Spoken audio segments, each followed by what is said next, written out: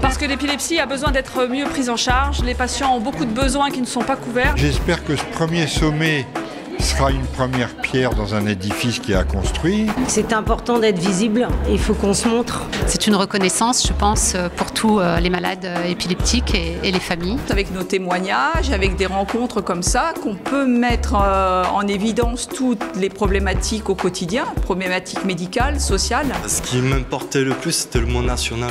Je trouve que c'est important ce sommet pour enfin mettre des mots et donc faire entendre notre voix.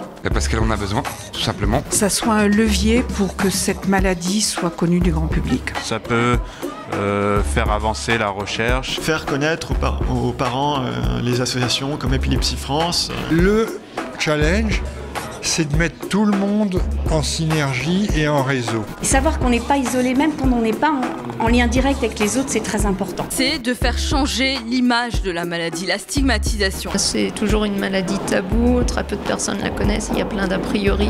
Que ça soit pas lié à la folie. Qu'il est temps que ces idées préconçues, on les change. Que c'est une maladie du cerveau, neurologique, comme en sont d'autres. Il est aussi important que chaque épilepsie rare puisse être reconnue et visuellement. Le plus dur à gérer, c'est ça, c'est que c'est très très diversifié cette maladie-là. Les gens s'imaginent juste quelqu'un qui tombe et qui tremble. Et c'est tellement faux, c'est tellement plus. Ce premier sommet de l'épilepsie est important parce qu'il permet d'arrêter de couper la personne en morceaux.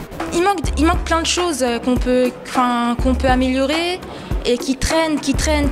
D'un côté, la personne soignée par le médecin, de l'autre côté, la personne prise en charge par le médico-social. Il y a des régions qui sont très bien loties et c'est super et c'est tant mieux et c'est bravo. Pour ne citer que la région Rhône-Alpes, mais on voit aussi la région Bretagne où il se passe beaucoup de choses maintenant. Et puis tous ceux qui ont des difficultés de vie mais qui ne se collent pas forcément l'étiquette handicapée, qui ne savent pas forcément à quelle porte frapper.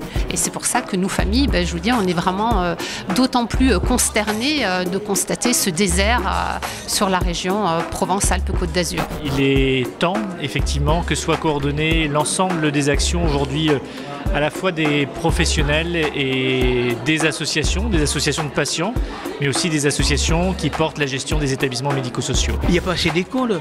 Les jeunes qui sont beaucoup plus touchés en épilepsie, on les met où dans des IME ou à droite et à gauche et ils font plus rien, c'est fini. J'ai tweeté pour essayer d'atteindre plus haut. Ça a déjà avancé, mais il y a encore un long chemin à parcourir. Si tout le monde pouvait tweeter, ou faire du bruit de son côté, peut-être qu'ensemble on ferait beaucoup de bruit. Et il suffit juste de savoir donner de son temps, et c'est pas beaucoup, mais ça aide tout le monde.